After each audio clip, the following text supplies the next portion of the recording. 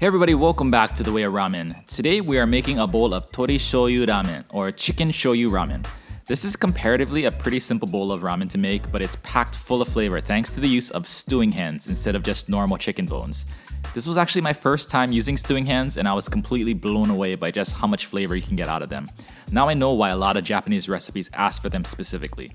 Alright, let's get right into this. This one's going to be a lot of fun. So we're actually going to need to prep a few things the night before the actual cook. We're going to need to make a dashi stock as well as get our shoyu tare started. Get a piece of kombu and 3 dried shiitake mushrooms into a small pot and add 1.5 liters of water. We're going to let that soak overnight. For the shoyu tare, cut up some pieces of kombu and add in some niboshi into a pot. I'm using the small anchovy variety of niboshi today, so I can just toss them in. But if you're using larger ones, you're going to need to remove the head and the guts from them.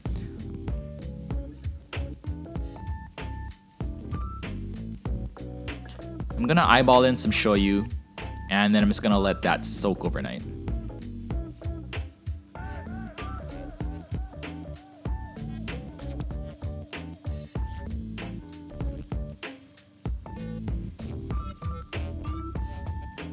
The next day, add about this much sake, maybe this much sake, and also add about this much mirin.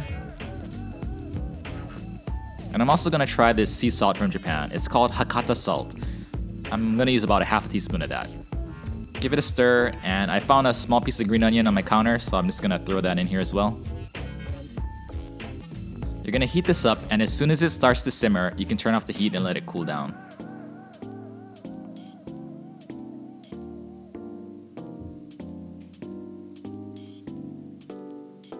When cooled, strain it, and you have your shoyu tare. I guess I used about 1 cup of shoyu, so you can eyeball that when you're making yours.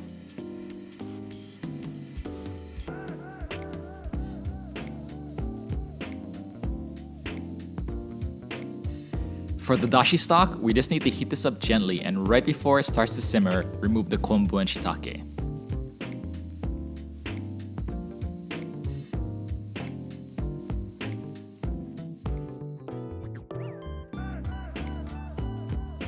Be sure to squeeze that shiitake, get all that umami juice in there.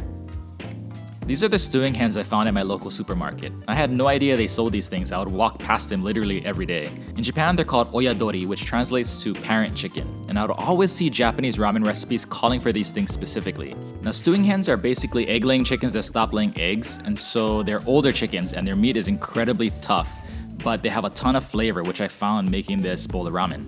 We have to break them down, but luckily for us, the only meat we have to remove is the breast meat, so it's a lot less work than trying to remove all the meat from the bones, which would be the case if we needed just a torigara or a chicken carcass. This was actually my first time trying to break down a chicken, and I really have no idea what I'm doing, so I needed some help. First, spread, and then you see a crack right here. The socket just came out. And do the same thing here. Boom. Yeah, shoutouts to ramen culture. Check out his channel if you haven't seen it before.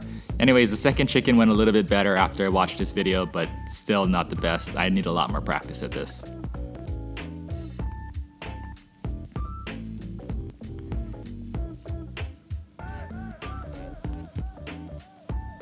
I have a pot of water here that I heated up, and basically what I'm doing is blanching the chicken bones in the meat.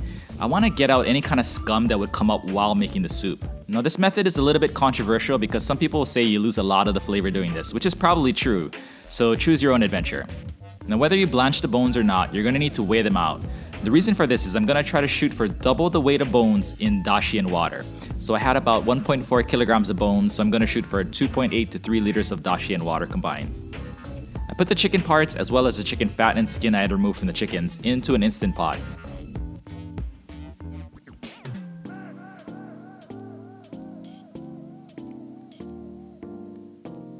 And then I added all of the dashi stock that I had, and then I topped it off with another 1.5 liters of water.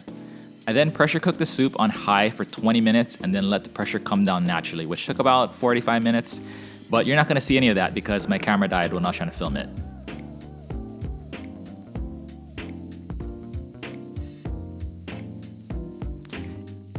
And when the soup was done, it looked like this.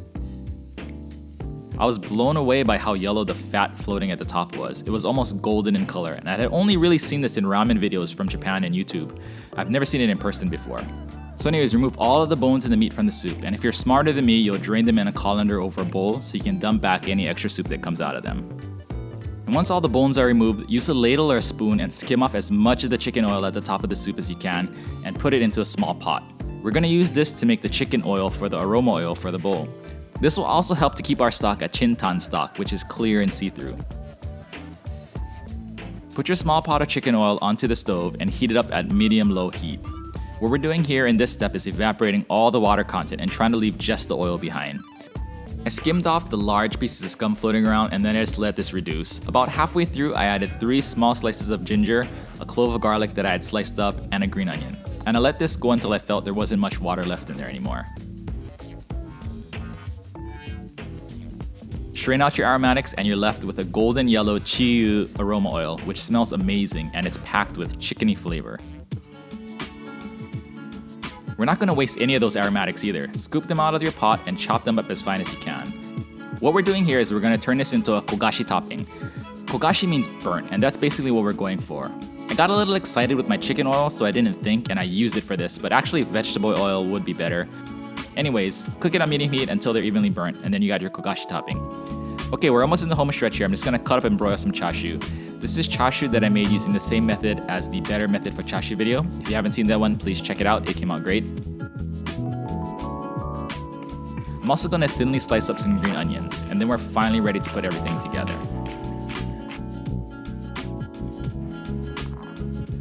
Into a bowl, add 2 tablespoons of shoyu tare. 1 tablespoon plus 1 teaspoon of chicken oil. 300 milliliters of the chicken soup. Cook your noodles and strain them very well.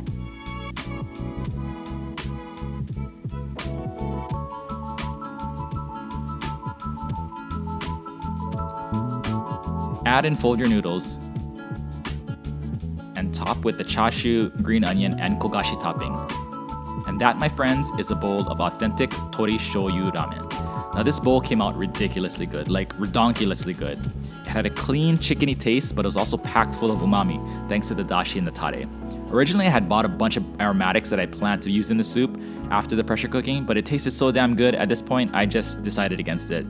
I think the one thing that might make it taste a little bit better would be a little bit of acid, so maybe in the future I might try to add a touch of vinegar, or maybe just garnish with a lemon slice. But hey, we got tons of time to learn and to get better at this ramen making thing together. There's no rush. Thank you so much for joining me as I try to learn to make better ramen, and I'll see you all in the next video.